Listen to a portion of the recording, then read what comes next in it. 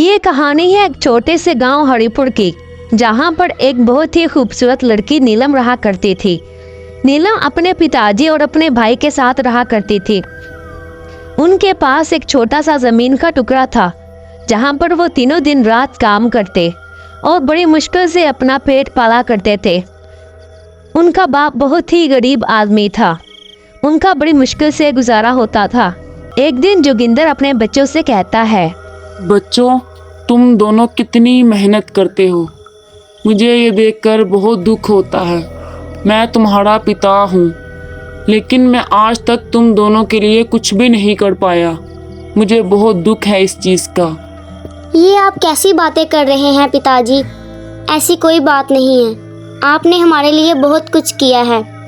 आप हमारी फिक्र ना करें, आप बस अपना ख्याल रखें। आजकल आप खेतों में कितनी मेहनत कर रहे हैं।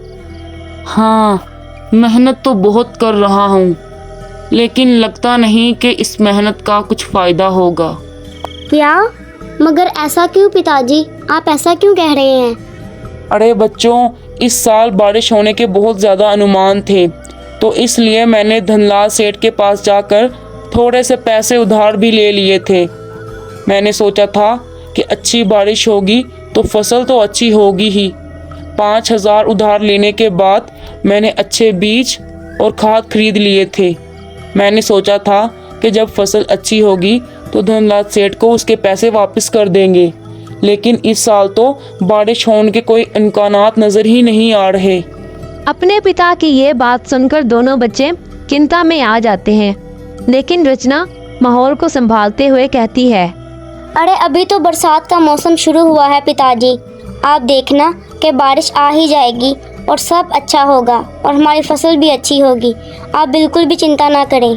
इसके बाद तीनों खाना खाकर सोने चले जाते हैं, लेकिन सोहन को नींद नहीं आती। सोहन को जगा उठा देखकर रचना उससे बोलती है, क्या बात है सोहन, तुम सो क्यों नहीं रहे हो?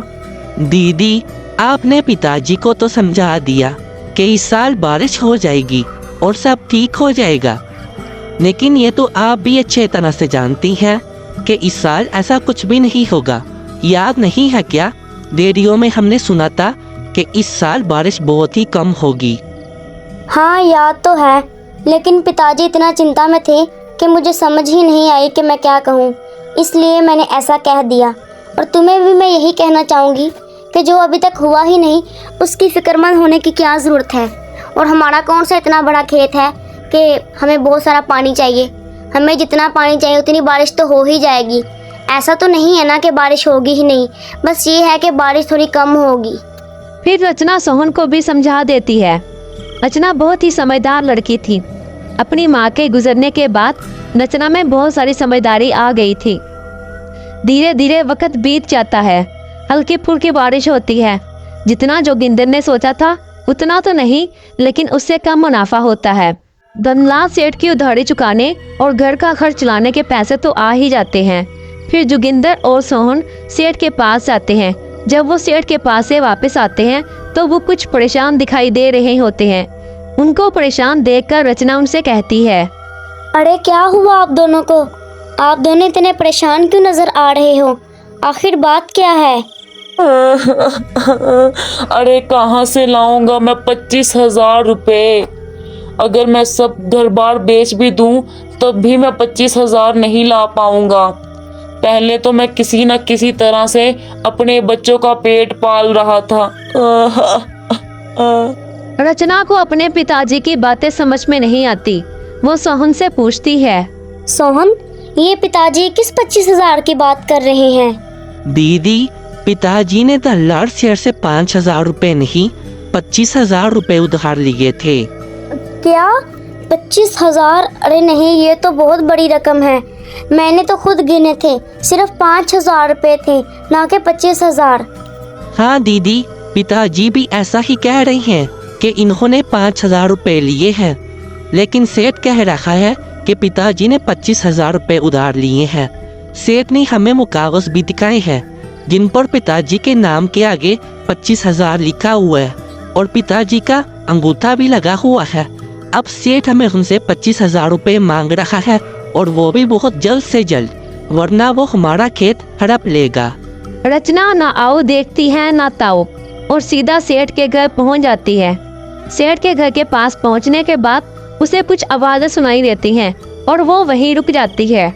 वाह मालिक वाह, आप तो बड़े समझदार हैं। कैसे आपने जोगिंदर को बेवकूफ बनाया? तो और क्या, मैंने कोई यहाँ धर्मशाला खोल रखा है क्या? और ना ही मुझे कोई नेकी करने का शौक है। मैंने तो सिर्फ उसे बेवकूफ बनाया। ये सुनकर रचना के पास आ जाती है और बोलती है, लालची बुड्ढे, लालच कर करके तेरा पेट नहीं भरता। तेरी लालच की कोई सीमा ही नहीं है। उधर मेरे पिताजी रो रो कर बुरा हाल हो गया है उनका। ना जाने तुमने कितने लोगों को बेवकूफ़ बनाया है। रुको, मैं अभी सब गांव वालों को तुम्हारी असलियत का बताती हूँ। रचना की बात सुनकर सेठ बहुत डर जाता है और अपने नौकर से कहता है, अरे नालायक, खड़े खड़े मेरा मुंह क्या देख रहा है? इस लड़की को मार दो। इसके साथ वही होना चाहिए जो मेरे खिलाफ आवाज उठाने वाले का होता है। फिर सेठ का नौकर रचना को चाकू की मदद से मार देता है और उसे एक कुएं में फेंक देता है। अगले ही पल रचना एक चुड़ैल बन जाती है। ये क्या किया दलाल सेठ ने मेरे साथ? उसे तो मैं नहीं छोड़ूंगी। उसे मैं ऐसा सबक सिखाऊंगी कि वो सारी जिंदगी याद रखेगा। लेकिन उससे पहले मुझे पिताजी के पास आना होगा। वो मेरी चिंता कर रहे होंगे। चुड़ैल अपने घर चली जाती है। वहाँ उसके पिताजी और उसका भाई सोहन उसे देखकर बहुत ज्यादा डर जाते हैं। मैं रचना हूँ सोहन, तुम सब डरो नहीं मुझसे।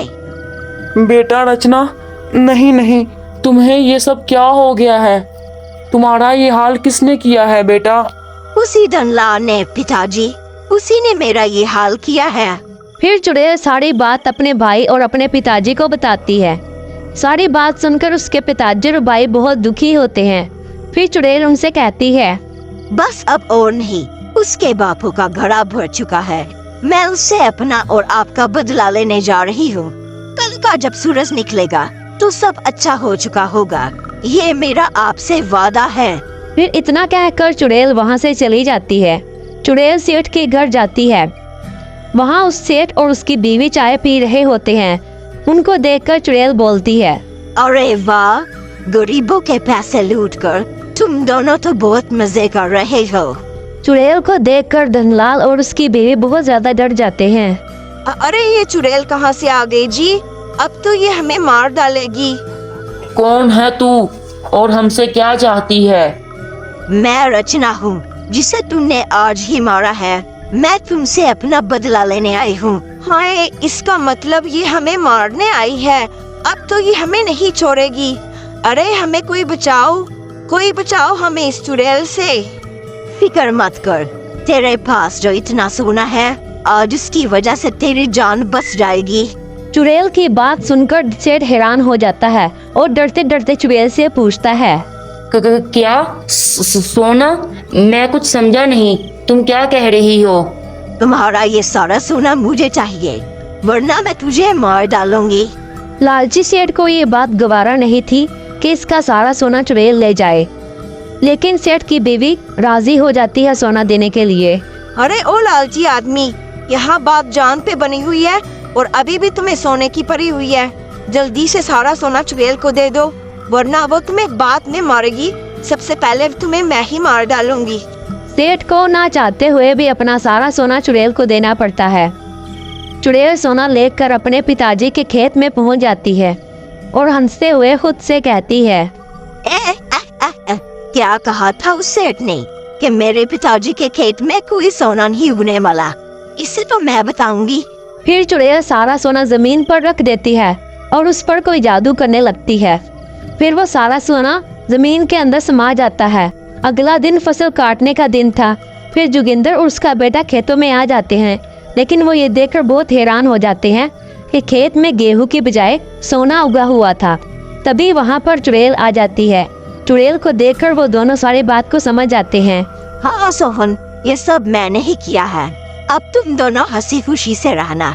सोहन, तुम बाबू का बहुत अच्छे से ध्यान रखना और जब भी मेरी याद आए तो मुझे बुला लेना। अब मैं चलती हूँ।